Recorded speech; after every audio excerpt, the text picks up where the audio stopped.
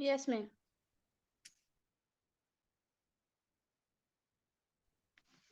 Okay, आज से नया टॉपिक स्टार्ट कर रहे हैं हम हमारा यूनिट फर्स्ट।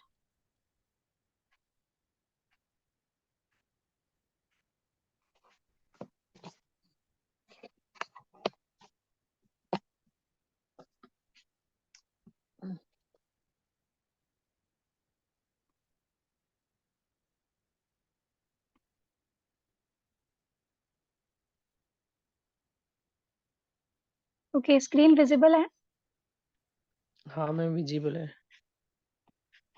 ठीक है, चैप्टर फर्स्ट है हमारा फार्मास्यूटिक्स का हिस्ट्री ऑफ फार्मेसी, जिसमें हम बहुत सारे हमारी पूरी फार्मेसी की हिस्ट्री को कवर करेंगे।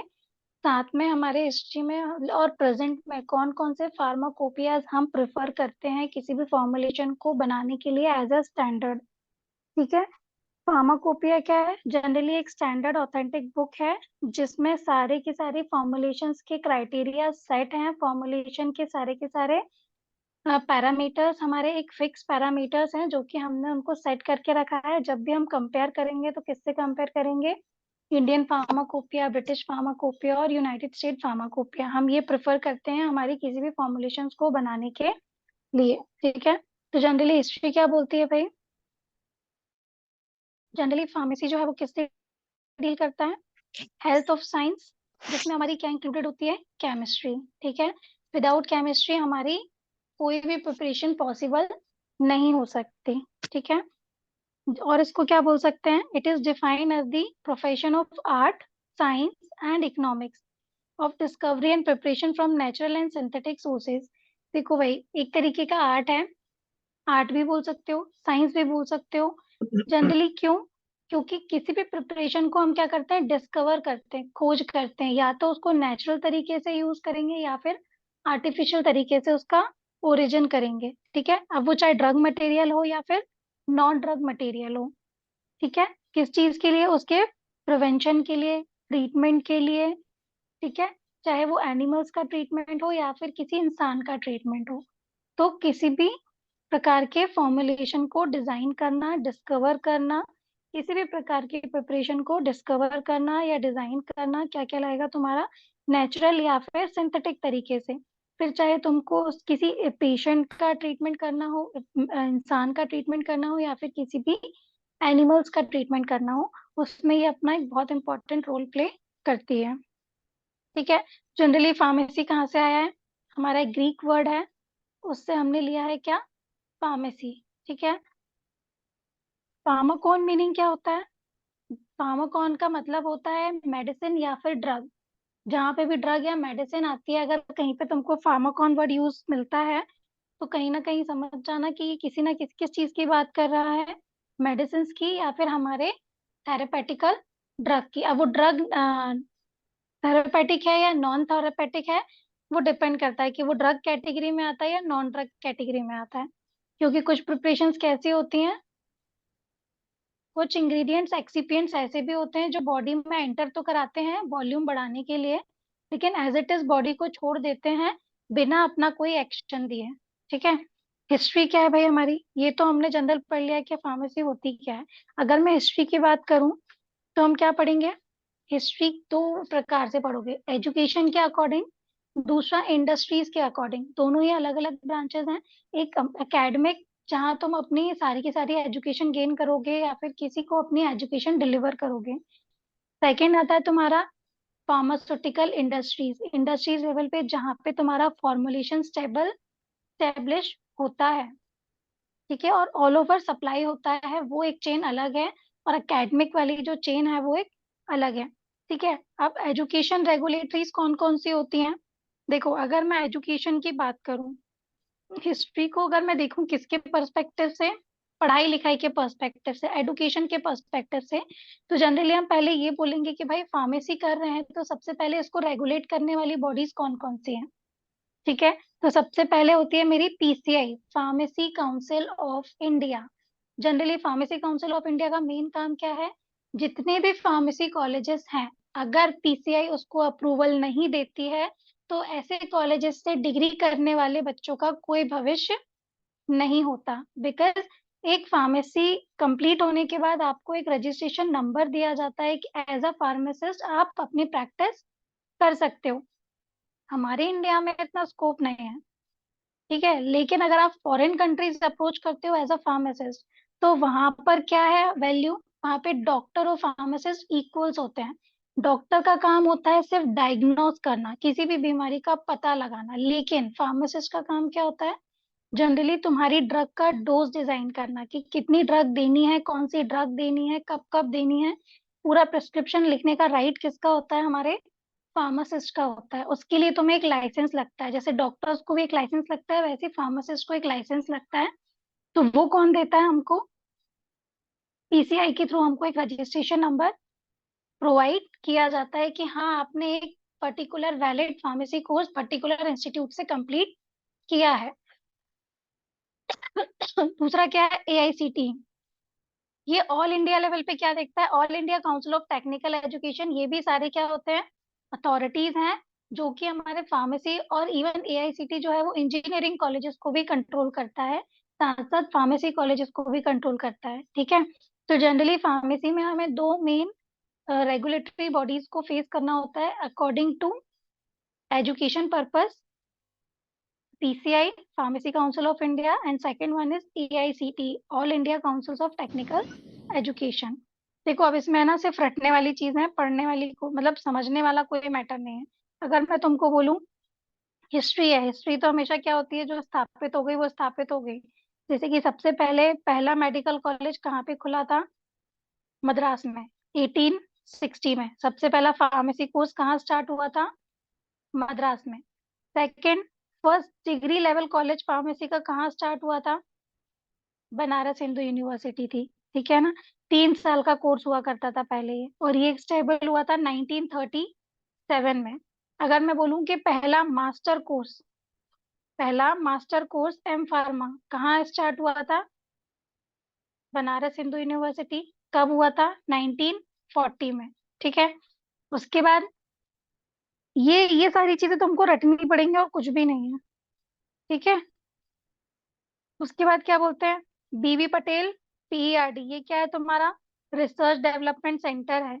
ये कब बना था, 1990 में। कहाँ पर है ये, अहमदाबाद में। और इसके डायरेक्टर कौन है, एच एल भल्ला, ठीक है। ये क्या था, सबसे पहले हमने देखा था कि फार्मेसी कोर्स कब स्टार्ट हुआ था, उसके बाद डिग्री कॉलेज कब आया था, फिर मास्टर डिग्री का कोर्स कब आया था, मतलब बी फार्मा कब आया था, एम फार्मा कब आया था।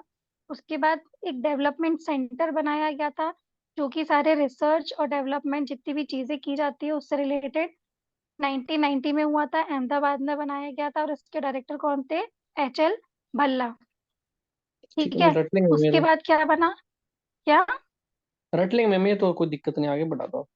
है ना, ये रटने वाली चीज है। अब हाँ कोर्सेज वो कौन तो, कौन से ऑफर किए जाते ये भी हैं, समझ जाएंगे हम, समझ डिप्लोमा जाएंगे। कोर्स, हम्म। डिग्री, मास्टर्स, हम्म। एमएस फार्मा, एमटेक, ठीक है। उसके बाद फार्मा डी, पीएचडी, ये सारे कोर्सेज हमारे किसमें अवेलेबल होते हैं, फार्मेसी में। अगर मैं हम्म। विद रिस्पेक्ट टू इंडस्ट्रीज के रिस्पेक्ट में बात करूं, तो हमारा क्या होता है भाई, ब्रिटिशर्स ने सबसे पहले एलोपैथिक मेडिसिन को कहाँ से मंगाया था, जर्मनी और यूनाइटेड किंगडम हम्म। से, ठीक है। कब मंगाया था, 19th सेंचुरी में। अब 1990 में क्या स्टेबल हुआ है, पीसीपी, बीसीपीडब्ल्यू, क्या है ये, Bengal chemical and pharmaceutical works. Generally हमने अपने खुद के ही इंडिया में एक, हाँ मम्मी, अपने हमारे ही इंडिया में हमने क्या स्टेबल किया हुआ है, फार्मास्यूटिकल वर्क करने के लिए, जो कि मेनली कैलकाटा में है। और उसके हम्म। आचार्य कौन है, पीसी रॉय, ठीक है। उसके बाद रिसर्च इंडस्ट्रीज कब स्टेबल हुई थी, मतलब इंस्टीट्यूट कब बने थे, रिसर्च इंस्टीट्यूट, ये बने थे तुम्हारे 1994 से लेके 7 तक में। कौन कौन से हुए थे, ये देख सकते हो, Pasteur institute, central research institute, king institute, हॉफिंस हम्म। इंस्टीट्यूट, ठीक है। 1930 में क्या हुआ था, सबसे पहले एक एंटीटॉक्सिन बनाया गया था, टेटनस जिसको बोलते हैं, हाँ, ठीक है। सबसे पहला जो टेटनस के लिए एंटीटॉक्सिन प्रोड्यूस हुआ था वो हुआ था 1930 में, जिसको डेवलप करने वाली कंपनी कौन थी, बीसीपीडब्ल्यू, ठीक है। उसके बाद मेडिकल रिक्वायरमेंट्स हमारे इंडिया में इंपोर्ट कहाँ से, फर्स्ट टाइम इंपोर्ट हुई है कब, 13%, मतलब हम्म। मेडिकल रिक्वायरमेंट जो है वो बाहर से आती हैं। फॉर एग्जाम्पल जैसे कि तुम अगर शुगर की सप्लाई देखते हो तो क्या होता है, कि ये सुना होगा तुमने कि इम्पोर्ट एक्सपोर्ट का काम होता है, जैसे कि पाकिस्तान से शक्कर आती है और यहाँ से हम उनके लिए दूसरा मटेरियल सप्लाई करते हैं, ये चीज करते हैं। हम्म, तो जनरली इस केस में क्या होता है, फार्मेसी के भी कुछ ड्रग्स ऐसे होते हैं जो कि हमारे यहाँ अवेलेबल हैं लेकिन दूसरे स्टेट्स में अवेलेबल नहीं है, और दूसरे वालों के पास दूसरी कंट्री में अगर अवेलेबल है तो हमारे पास नहीं। तो हम जनरली एक्सचेंज ऑफर कर लेते हैं उनका, ठीक है ना। एक सेकेंड होल्ड रखना है यार।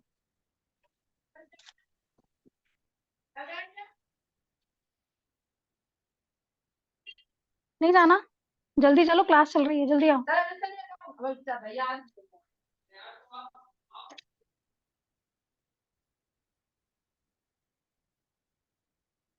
ठीक है, अगर मैं बोलूँ फार्मेसी एक्ट के बारे में, ये सारी चीजें पढ़ लोगे। हिंदुस्तान एंटीबायोटिक लिमिटेड सबसे पहले 1954 में स्टेबल हुई थी। मैम हिस्ट्री रट लेंगे, ऐसा कोई इशू नहीं, आप आगे पढ़ा दो। इसका कोई इशू नहीं है, ये पढ़ लेना। एक्ट कौन कौन से होते हैं, सबसे पहले होता है पेटेंट सब एक्ट, देख लेंगे, मैम एक भी दूसरा पता है होता है हमें। Drug price control act. क्या हुआ? मैम देख लेंगे, एक्ट भी कितना कोई बड़ा इशू नहीं। तुम देख लोगे, बाकी सबको तो कम से कम एक बार मैं पढ़ाऊँ। ठीक है। ठीक है, हम्म, सबसे पहले है पेटेंट एक्ट। पेटेंट एक्ट में क्या होता है भाई, सबसे पहले पेटेंट एक्ट का मेन काम होता है किसी भी पर्टिकुलर चीज पे पेटेंट लेना, मतलब उस पे आपका कॉपीराइट हो गया। हम्म, कॉपीराइट लेने के बाद क्या होगा कि आपकी कोई भी प्रोसेस है, कोई भी मटेरियल है, उसको आपको कोई भी चुरा नहीं सकता, ठीक है। अब ये दो तरीके के होते हैं, एक तो प्रोसेस राइट होता है और दूसरा प्रोडक्ट राइट होता है। प्रोसेस राइट का मतलब होता है कि जिस प्रोसेस से अगर आपने जो चीज बनाई है, उस प्रोसेस में आप कोई भी अगर ऑल्टर करना चाहे, मान लो A+B=C होता है, मैंने सी प्रोडक्ट बना लिया, उसका पेटेंट करा लिया। अब मैंने पेटेंट किस चीज का कराया है, प्रोसेस का पेटेंट कराया, A+B=C। आप कोई कुछ भी कर ले, चाहे A+D बना करके C बना लिया, A+E बना करके C बना ले, इस कंडीशन में फाइनली कोई अप्रूवल आपको नहीं मिलेगा, क्योंकि जो फाइनल प्रोडक्ट है ना, वो ऑलरेडी डिसाइडेड है, ठीक है। अगर मैं बात करती हूँ किसकी, प्रोडक्ट के ऊपर अगर मैंने पेटेंट लिया है, अगर प्रोडक्ट पेटेंट मिल चुका है तो जनरली हम क्या कर सकते हैं, प्रोसेस को ऊपर नीचे करके कोई भी नया प्रोडक्ट बना करके और उस पर हम पेटेंट ले सकते हैं। लेकिन अगर आपने प्रोसेस पे पेटेंट लिया है तो आप कुछ भी मेहनत कर लो, सेम प्रोडक्ट आप नहीं बना सकते, और बना भी लोगे तो आपको उस पर पेटेंट नहीं मिलेगा। लेकिन अगर आपने प्रोडक्ट पर पेटेंट लिया है तो आप कोई भी प्रोसेस चेंज करके नया प्रोडक्ट बना करके उस पर पेटेंट ले सकते हो, ठीक है। ड्रग, अब देखो जितने भी ड्रग्स के प्राइस कंट्रोल होते हैं, सेट किए जाते हैं, जितने भी प्राइस सेट किए जाते हैं वो कौन करता है, DPCO, ठीक है। उसके बाद करते हैं क्या, फॉरेन स्टेब्लिश रेगुलेशन एक्ट। जितने भी तुम्हारे ड्रग्स हैं जो कि फॉरेन से कहीं ना कहीं रेगुलेट होते हैं, वो सारे कंट्रोल कहाँ से होते हैं, FERA एक्ट से, ठीक है। अमेंडमेंट कौन कौन से होते हैं, डिफरेंट टाइप्स ऑफ अमेंडमेंट्स है भाई। सबसे पहला अनेक, बिल्कुल आवाज नहीं।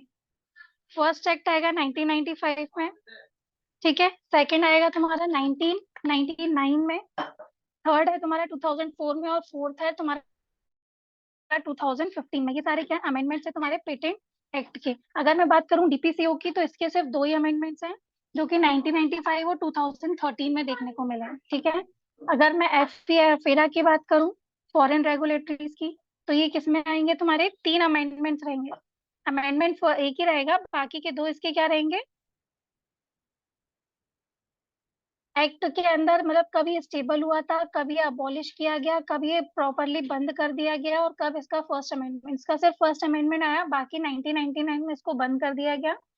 फिर 2004 में दोबारा से इसको क्या करा गया, स्टेबल किया गया, ठीक है। बीच में इसको क्या कर दिया था, अबॉलिश कर दिया गया था। अब फार्मेसी एज अ करियर भाई देखा जाए तो फार्मेसी में तुम करियर बना सकते हो, तो किस किस चीज में, एज अ फार्मासिस्ट हॉस्पिटल में, एज अ फार्मासिस्ट ज्वाइन कर सकते हो, कम्युनिटी में कर सकते हो, क्लिनिकल फार्मासिस्ट कर सकते हो। इंडस्ट्रीज के अकॉर्डिंग अगर देखा जाए तो तुम्हारे पास नंबर ऑफ ब्रांचेस होती है, क्वालिटी कंट्रोल होता है, क्वालिटी अश्योरेंस होता है, कोई भी टैबलेट बनाने के बाद अगर उसकी क्वालिटी को चेक करना है तो वो तुम्हारा क्वालिटी कंट्रोल के अंदर आएगा। क्वालिटी अश्योरेंस के मतलब जो भी तुमने प्रैक्टिस की है, जो भी तुमने टेस्ट लगाए हैं, उसका जो भी डेटा तुम स्टोर करोगे वो क्वालिटी अश्योरेंस में आएगा। रिसर्च एंड डेवलपमेंट मतलब कि तुमने कोई भी किसी भी पर्टिकुलर कोई रिसर्च की है या कोई भी ड्रग डेवलप की है, वो सब आ जाएगा तुम्हारा R&D में। एंड फाइनली किस में आ जाएगा, मार्केटिंग में, ठीक है।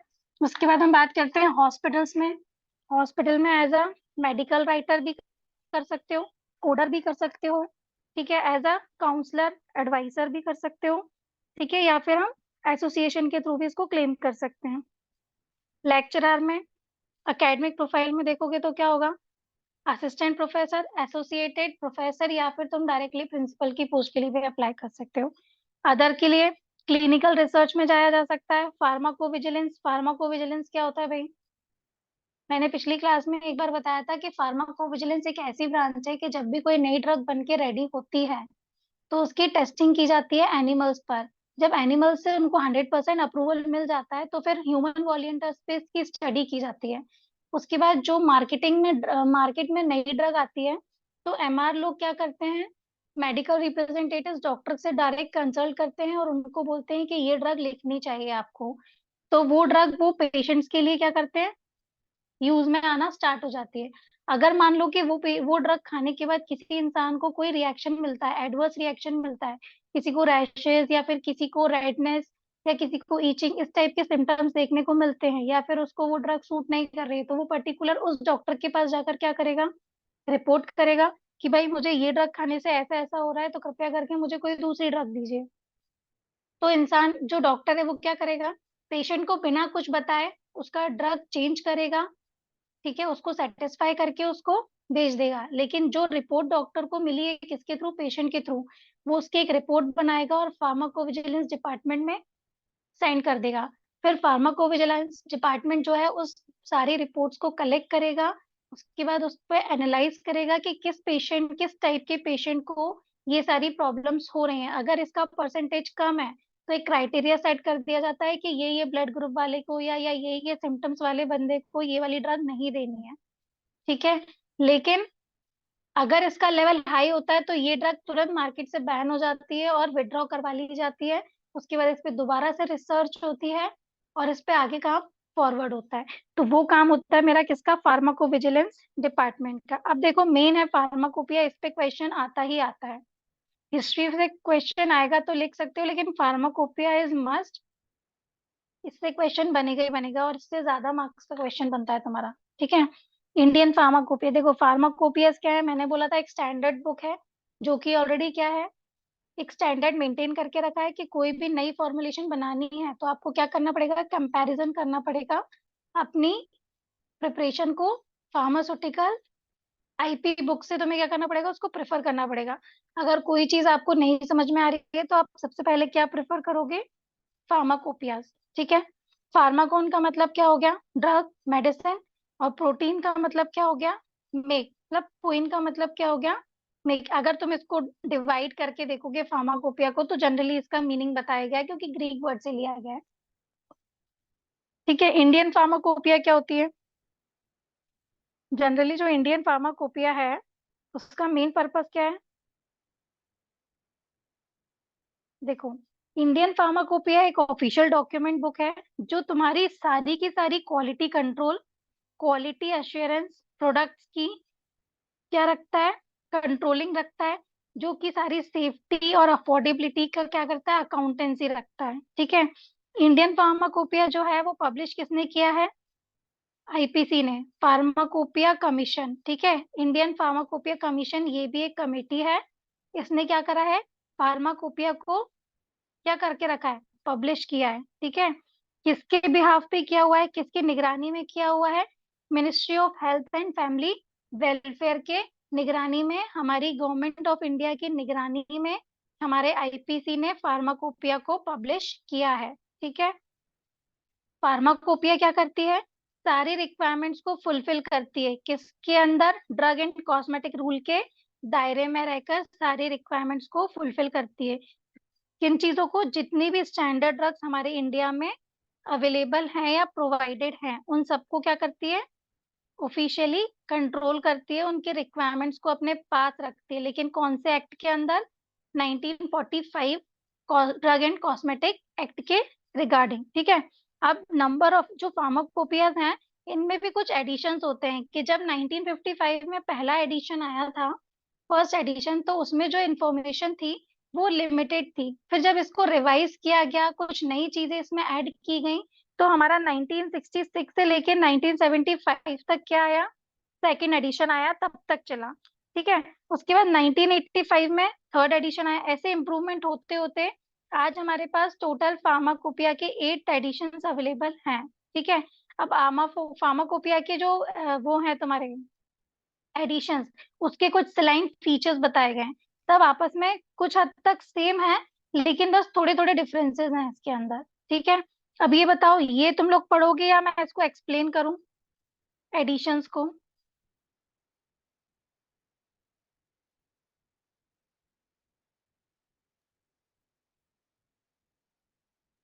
क्लीन कर दीजिए।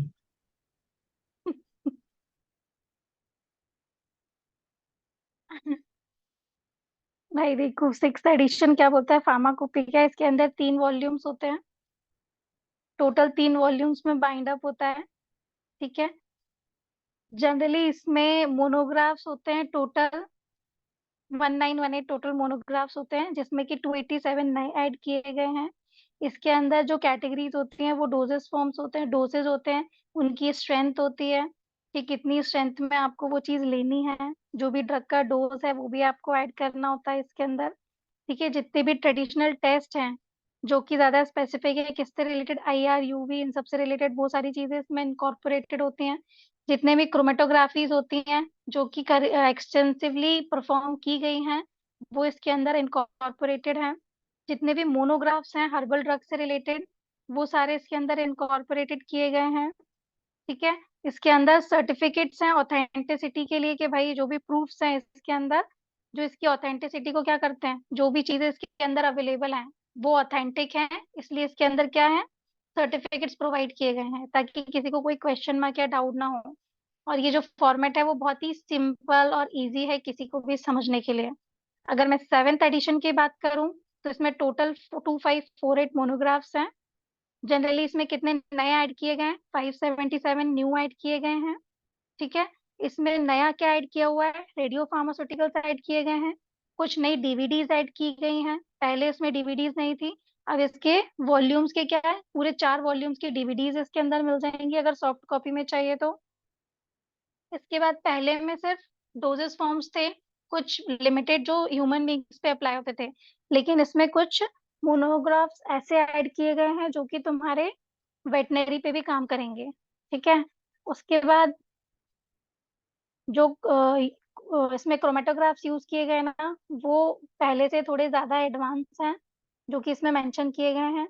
उसके अलावा कुछ ट्रेडिशनल टेस्ट इसमें इंक्लूड किए गए हैं, जो कि आईआर यूवी जो पहले एडिशन में थे उससे और ज्यादा एडवांस जो हैं, आईआर यूवी के टेस्ट इसमें ऐड किए गए हैं।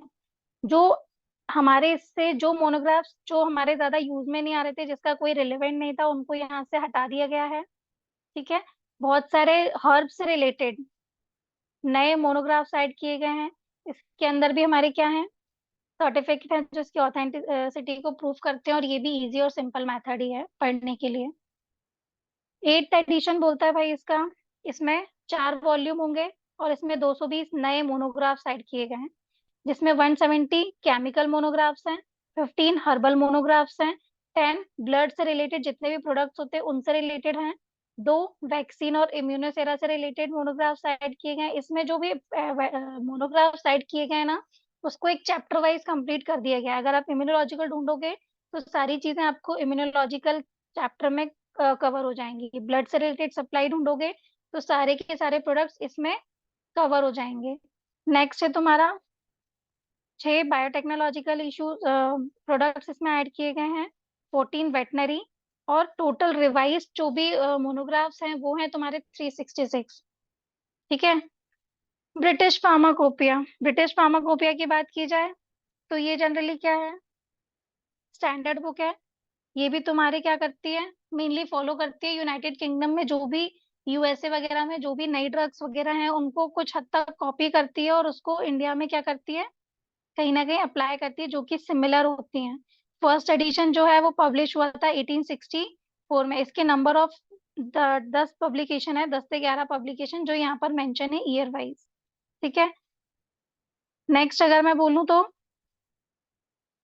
इसको भी ईयर वाइज अगर पढ़ोगे तो यहाँ पे दिया हुआ है कि भाई पहले जो तुम्हारे टोटल 11 एडिशन ऊपर दिए हुए हैं, उसके अलावा जो फार्माकोपिया ने नए पब्लिश किए हैं उनको तुम कन्वेंशन फॉर्म में यहाँ पे अवेलेबल करा दिया गया है कि मतलब क्या क्या नई नई चीजें कौन कौन से एडिशन में ऐड की गई हैं, कौन से ईयर में ऐड की गई हैं, वो बता दिया गया है।